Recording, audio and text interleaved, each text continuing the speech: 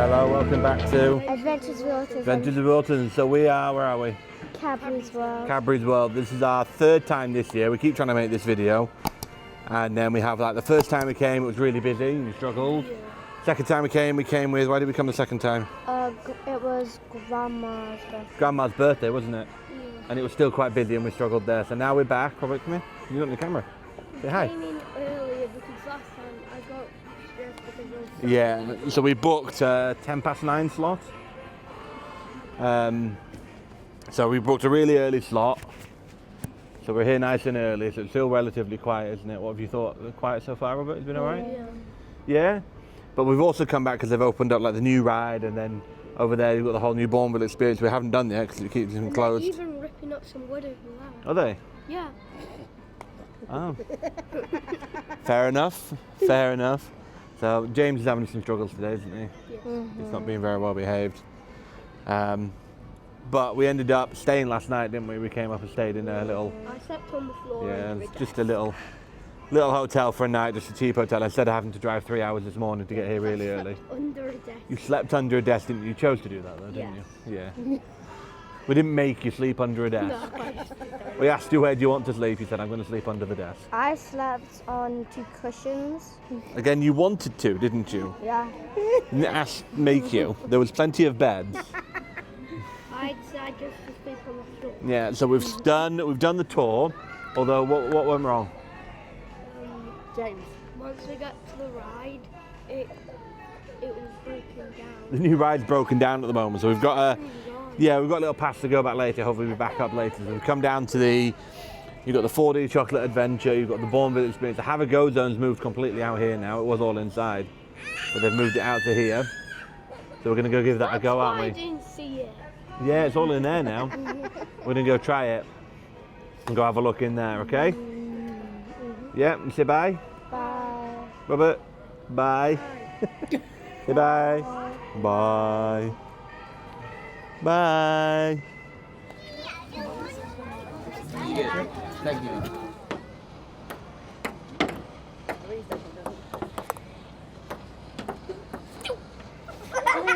I can't!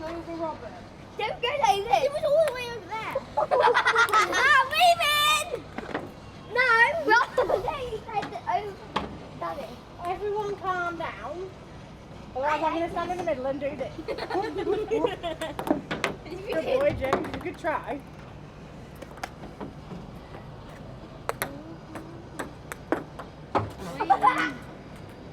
How did she make it? How did she make it?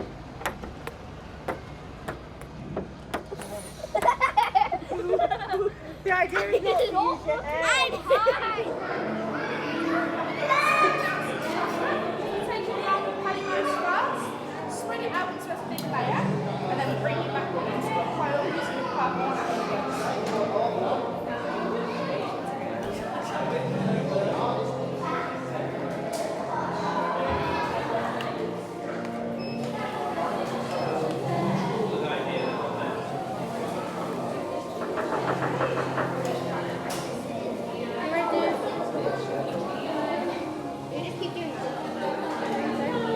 Remember what you were saying, you're tempering it, putting the air in it.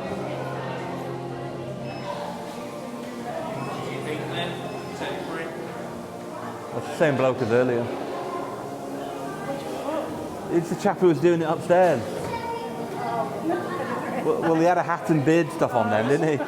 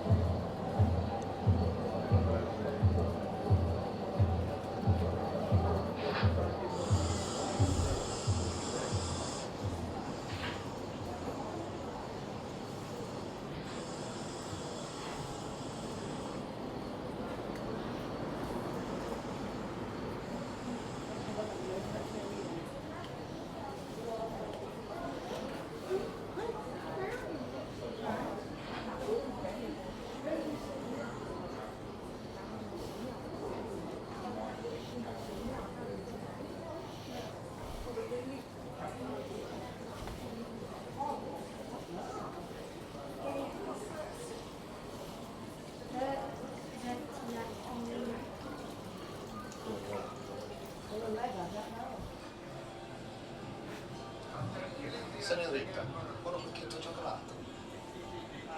Just as I suspected, my fellow countrymen absolutely adore the taste of chocolate.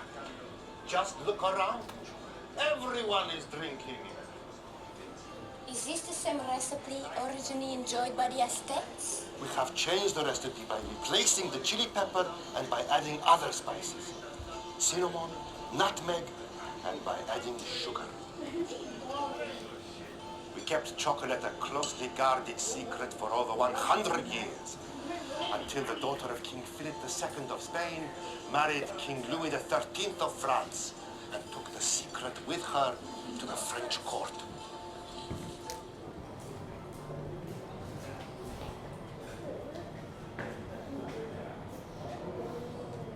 Fine, games just sit.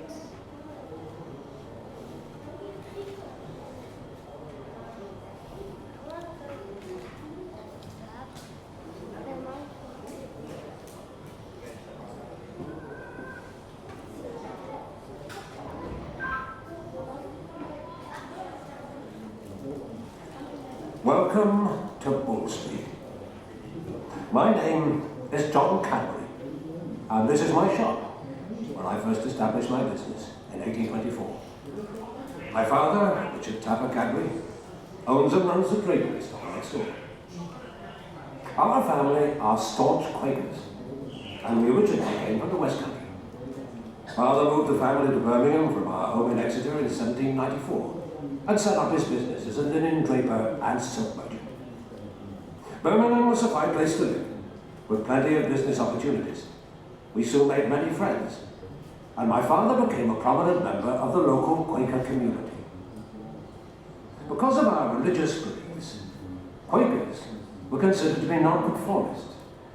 This prevented us from studying at university, and as a result, we were unable to enter the professions, such as medicine and law. Also, because Quakers are pacifists, we couldn't join the army or navy. And so trade and commerce were the only areas where Quakers could focus their ambitions and prosper. I was apprenticed as a tea merchant in Leeds, and then worked in a bonded tea house in London. When I returned to Birmingham in 1824, I borrowed some money from my father to go into business as a tea dealer and coffee roaster. I took over this shop and installed this large plate glass window so that my customers could see the samples of tea, coffee, and cocoa nibs that I'd prepared myself. My colourful window displays soon attracted new customers from far and wide. I even employed a fully costumed Chinese man to help serve in the shop. Oh yes, he caused a lot of interest. And with him minding the shop, I started to experiment manufacturing my own cocoa and chocolate in the cellar behind the shop. You see, I noticed that fashionable people were drinking cocoa and chocolate. I decided to offer them to my customers as well. This was good for my business, because tea, coffee, cocoa and chocolate were considered as acceptable alternatives to alcohol, of which we, as Quakers, strongly disapproved. Let me tell you some more about how my business grew and prospered from these very humble beginnings. 24 to trade tea and coffee. I also sold cocoa nibs I prepared myself, chocolate and coffee beans. These drinks were considered as wholesome alternatives to alcohol, which we as Quakers strongly disapproved. In my spare time, I experimented with preparations of cocoa beans and chocolate, which I could sell in the shop. Soon I had to rent a warehouse in nearby Crooked Lane, where I could manufacture these products on a larger scale. At first, it was very difficult, because I had to pay high taxes on the cocoa beans. And then, on top of all that, I had to move out of Crooked Lane and into another factory, here in Bridge Street. That's when my brother Benjamin joined me, and together we formed Cadbury Brothers. With more space, we could now prepare a cocoa powder and an eating chocolate that could be packed and sold. Soon after, my eldest son, Richard, joined the company, Having Richard with us made all the difference. He saw to it that the quality of our cocoa improved, introduced new products, and In even 1919, we merged with Fry, and the company went from strength to strength. And so we have seen that big things have their roots in the smallest beginnings.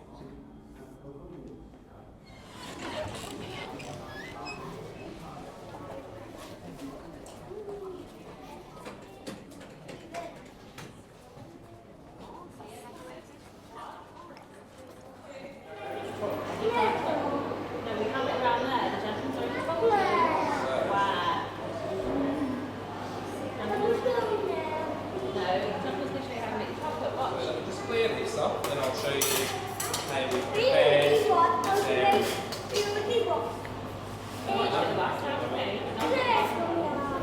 all that chocolate. Put that back on the tank. This is Goes the other way up. There's all this chocolate here, 3 solid chocolates. Hello everyone, please coming forward. We'll be doing hand tempering here, and afterwards you've got chocolate tasting down the corridor as well. Just getting the chocolate prepared.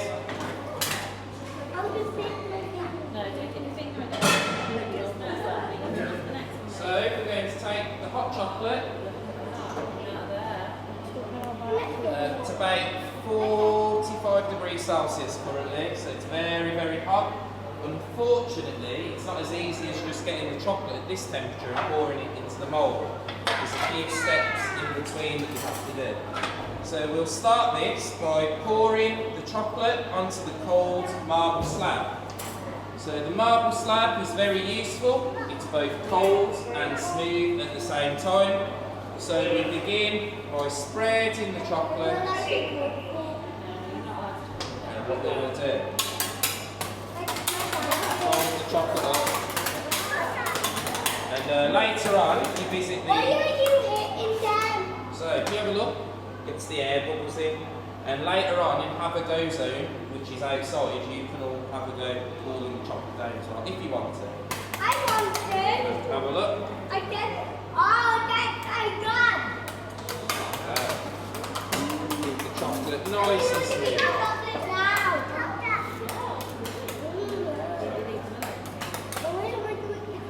It's starting to get thicker. Now you wouldn't want the chocolate to set and have lumps in the mixture, that would be a rejection. So before it reaches that phase, we're going to transfer these chocolates into the mould.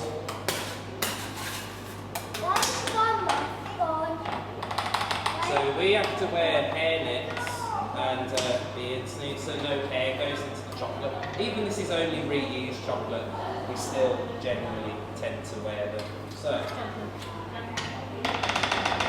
Now, have a look at the bubbles. The vibrations will send the bubbles up to the surface.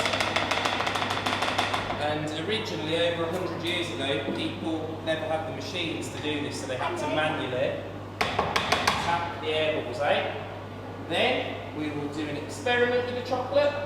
Can you tell us people this experiment? Can do. Watch. Nothing happens yet.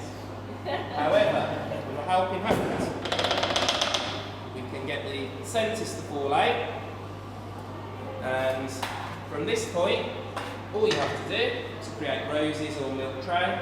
Oh my God! The flavours in the middle, look on the back, solid chocolate. That's really cool. Thank you. And then you return to any excess chocolate, and you would simply seal the condensate. Well, thank you for watching the demonstration. Now you get to taste the chocolate, the best part of the day. And have a good day, and I'll see you again soon.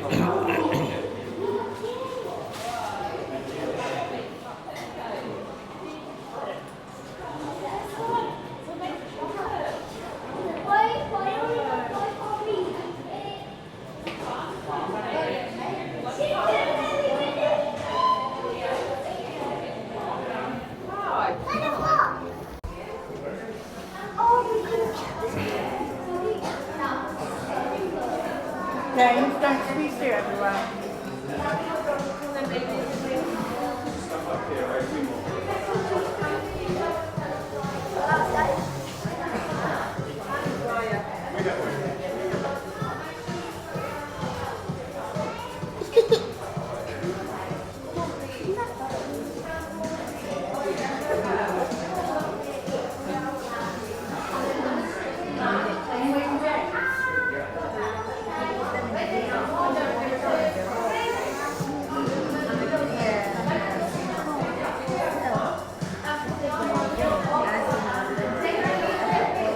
James.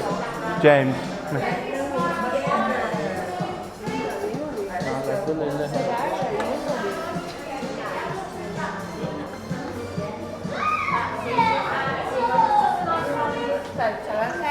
I'm ready.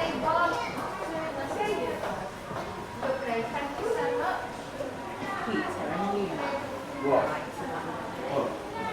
Thank you.